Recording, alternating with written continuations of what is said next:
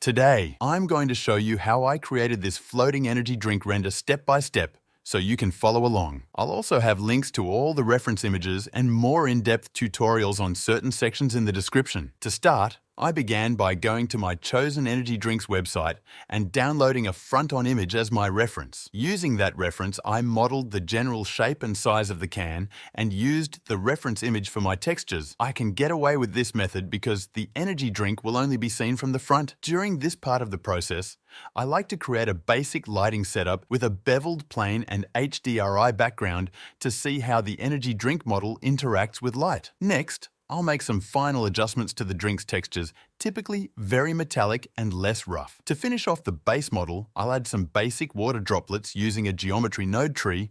I go in more detail on a previous tutorial you can watch here if you want, or use the link in the description. Next is setting up my scene. I like to come up with different types of environments. For example, I'll develop a general set of colors I want to use, then I'll look online for a composition I like. For me, front-on felt the best. Something I've personally done with energy drink renders like this in the past is add in a plane, subdivide it, and then uses a displacement modifier to create an easy dynamic background.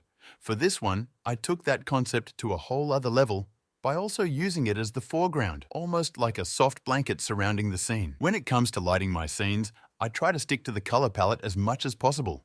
So things don't get messy, I find keeping your object in the foreground. The brightest part of the scene is best for making sure it stands out.